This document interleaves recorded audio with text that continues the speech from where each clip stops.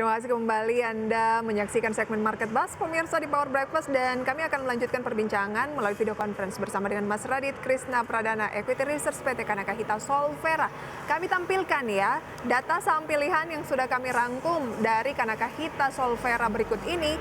Ada saham Telkom direkomendasikan buy dengan support 4.100, resisten 4.200, BTPS buy dengan support 1.940, resisten di 2020, SMRA buy dengan support 635, resisten 675, Unique buy 89, resisten 97. Oke, Mas Radit, kita ke saham rekomendasi Anda yang pertama adalah Telkom. Telkom kalau pekan ini tampaknya akan melangsungkan RUPS ya, yaitu tanggal 31 Mei 2023. Apa peluang yang bisa dimanfaatkan dari RUPS Telkom sehingga Anda juga merekomendasikan Telkom pagi ini? Baik Mbak, secara performa Telkom cukup stabil ya Mbak, dan di kuartal 1 tahun 2023 juga net income-nya meningkat kurang lebih 5% gitu. Sehingga untuk RUPS, untuk Bapak Ibu atau rekan-rekan yang cinta dividen hunters gitu Mbak, bisa dimanfaatkan untuk melihat jadwal pembagian dividen dari Telkom. Selain itu di si teknikalnya juga Telkom juga masih sangat menarik, berada di daerah supportnya juga Mbak, dengan risk reward rasio yang cukup menarik pula.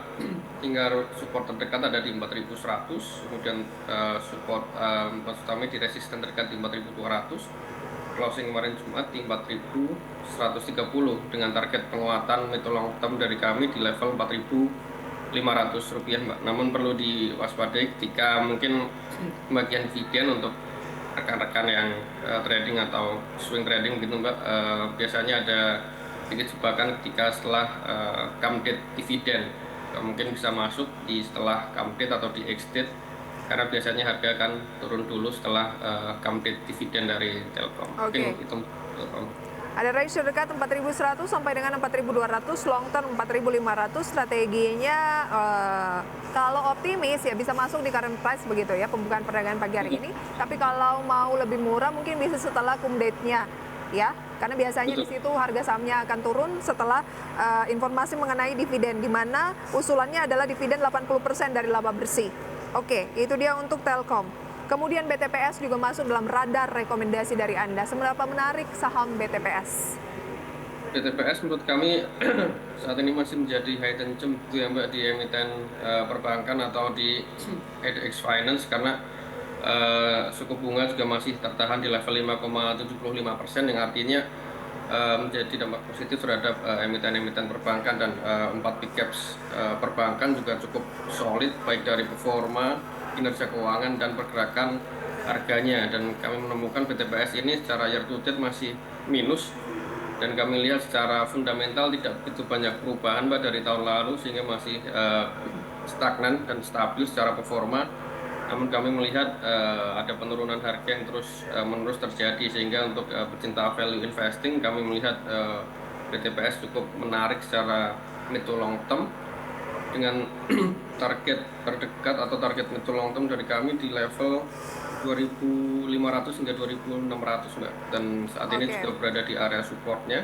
Kemarin penutupan di 1.960 dan support terdekatnya di 1.940 Mbak. Baik, kalau ingin membeli ataupun melakukan pembelian terhadap sejumlah emiten yang harganya sudah cukup murah, BTPS masuk dalam radar Kanakahita, khususnya dari Mas Radit. Karena dilihat bahwa sejak year to date atau awal tahun sampai saat ini masih dalam kondisi yang turun cukup dalam 30% pemirsa pelemahannya. Nah, secara teknikal ini menarik untuk dicermati menurut Mas Radit, tapi secara medium to long juga Anda rekomendasikan ada target di 2.500 ya? 500 sampai 2.600. Oke, kalau memang Anda katakan tadi fundamentalnya masih so-so atau cenderung stagnan, apa yang akan menjadi pendorong BTPS ini ke 2.500? Jadi stagnan dari kami mengacu ke performa 2022 kemarin Mbak, di mana terjadi peningkatan kredit baru di BTPS, dan net profitnya juga meningkat di tahun lalu, sehingga jika dibandingkan juga dengan BRIS gitu ya Mbak, yang kondisinya juga sangat solid. Bahkan kemarin ketika data sedikit dihack gitu ya, BRIS masih cukup kuat menahan. Nah, Sedangkan BTPS maksud kami stagnan adalah tidak banyak berubah atau tidak mengalami penurunan gitu Mbak dibandingkan tahun lalu, sehingga Oke. harusnya harga wajar BTPS memang di 2.500 Mbak.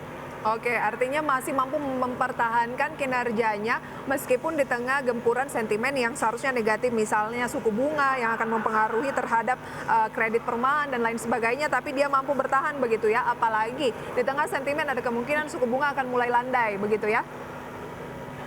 Betul Mbak, bisa. Oke, itu dia untuk BTPS. Kemudian dua lagi BTPS masih lagging Mbak.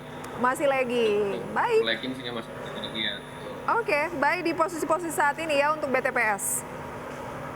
Kita ke SMRA. Apa yang menarik dari SMRA?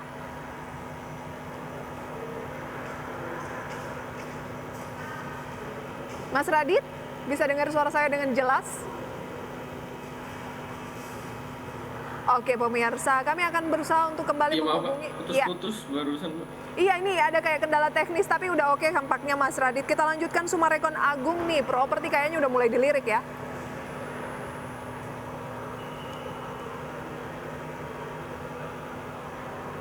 Baik pemirsa, kita jeda terlebih dahulu. Mungkin ada kendala sinyal ya dengan narasumber kami, Mas Radit. Masih ada dua tadi, SMRA. Kita ulang lagi analisisnya tadi terkendala sinyal gitu ya. Seberapa menarik saham properti yang satu ini? Halo Mas Radit.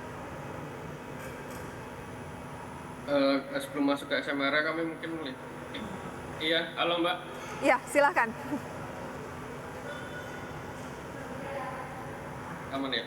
Dari kami untuk melihat emiten-emiten properti gitu Mbak, sudah mulai masuk ke performa sebelum pandemik di tahun 2022 kemarin, bahkan di kuartal 1 2023. Di tahun 2022 Sempra sendiri mencatatkan bottom line sebesar 90% Mbak, sehingga menunjukkan SMRA dan emiten-emiten properti lainnya sudah menunjukkan adanya rebound secara forma dan keuangannya. Dan kami memilih Sempra karena Sempra masih lagging seperti itu Mbak jika dibandingkan dengan PSDW, dan saat ini cukup kuat di range 670 penutupan kemarin Jumat. Untuk Bapak Ibu rekan-rekan yang ingin masuk di Sempra, itu kami menyarankan di current price masih sangat bisa masuk karena risk rewardnya menurut kami masih cukup menarik. Kalau untuk yang dengan profil konservatif, kami menyarankan untuk menunggu pullback dulu mungkin di area 620-630 Mbak Prisa. Oke. Dengan targetan di 735 terdekatnya. Baik, 735 adalah yang terdekat. Berarti tadi yang di grafis 635 dan 675 ini adalah range pembelian ya? Betul, betul. Oke. Unik atau UNIQ. Betul, unik kami rekomendasikan untuk mengkapi saham-saham big caps dan middle caps lainnya gitu ya Mbak. Ini kami pilihkan untuk saham-saham yang small cap karena kami melihat adanya story turnaround dari performa keuangannya. Di tahun 2020 dan 2021 Unik mencatatkan rugi bersih Mbak, dan di 2022 kemarin sudah turnaround, mencatatkan laba bersih dan konsisten di kuartal 1 tahun ini.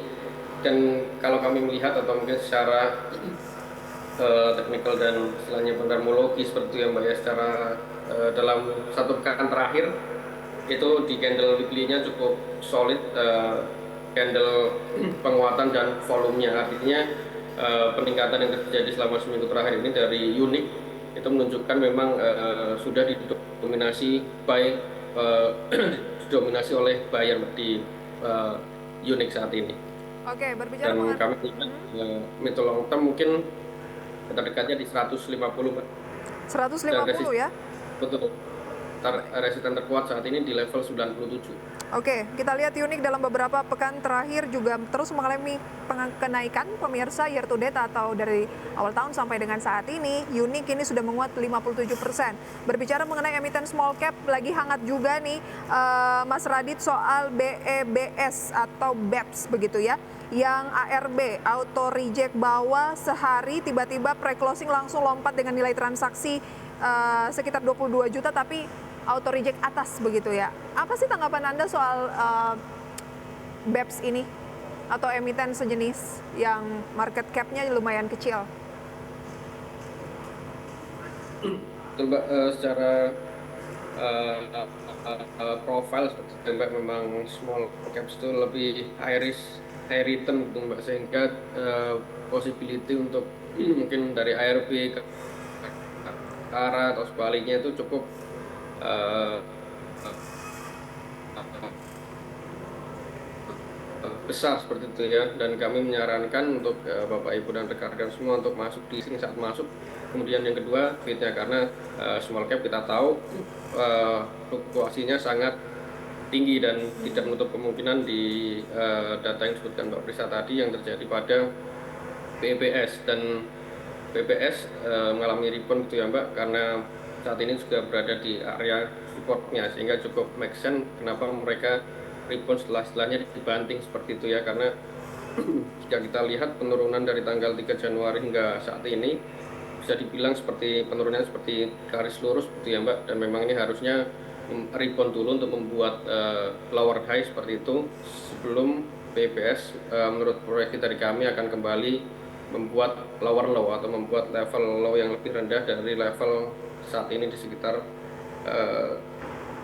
290 hingga 318 Mbak Prisa. Oke, semoga penjelasan dari Mas Raditya ini bisa menggambarkan pemirsa ya apa yang terjadi pada saham BEBS. Dan balik lagi, selain mencermati dari teknikal, Anda juga harus perhatikan utamanya adalah fundamentalnya, begitu ya Mas Raditya?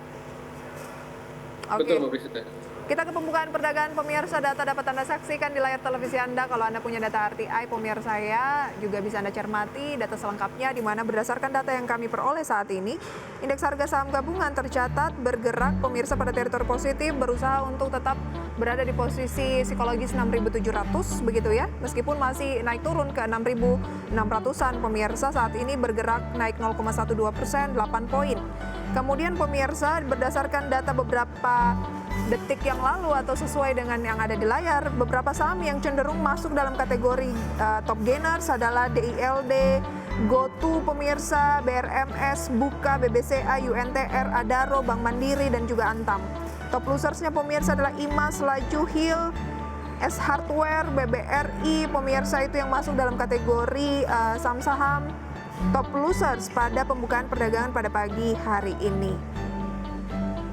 Baik, itu dia ya informasi mengenai gainers dan juga losers di pukul 9:07 di sesi 1 pembukaan perdagangan. Mas Radit, singkat saja indeks harga saham gabungan arahnya akan seperti apa? Dari luar sentimennya cukup positif meskipun ini ya masih agak tentatif ya antara kebijakan plafon utang Amerika Serikat ini, tapi Anda melihat tren dari indeks harga saham gabungan akan seperti apa? Betul Mbak Prisa, dari kami melihat cukup positif untuk IHSG Mbak. Pertama, makroekonomi fundamental kita saat ini cukup solid gitu ya Mbak, ditambah dengan adanya kejelasan mengenai plafon utang US yang mungkin akan dinaikkan gitu ya, karena secara histori mereka tidak pernah gagal bayar, selalu menaikkan plafon utangnya, dan mungkin ini tanggal yang perlu dilihat adalah seminggu ke depan, karena batas gagal bayarnya itu sedikit geser Mbak, dari 1 Juni hingga 5 Juni, sehingga mungkin di periode-periode itu kita wajib mencermati informasi-informasi yang terkait dengan plafon utang AS. Untuk IHSG sendiri ini masih sesuai dengan prediksi kami Mbak, mungkin kami bisa bilang di Mei ini adalah bottom dari IHSG, sehingga bisa melakukan pembelian. Kami sarankan pada Bapak Ibu dan rekan-rekan investor semuanya di bulan Mei saat ini gitu ya Mbak, dengan catatan selama tidak turun di level 6.656, view bullish kami terhadap IHSG masih terjaga Mbak, dan resisten terdekat di level 6.730 Mbak Prisa. 6.730, kalau itu mampu diberi ke atas menandakan IHSG keluar dari stagnan, bisa menuju ke tren positif kembali. Kemudian kalau dia mampu bertahan di 6650 ya berarti itu adalah level terendah dari IHSG. Manfaatkan momentum peluang IHSG berada di level rendah atau masih diskon untuk melakukan pembelian ke saham-saham yang dengan fundamental terbaik. Dan keputusan investasi pemirsa kami kembalikan kepada Anda. Oke, terima kasih banyak Mas Radit sharing informasinya, rekomendasinya pada pagi hari ini. Sukses selalu untuk Anda. Selamat pagi. Selamat pagi Mbak Prisa, terima kasih.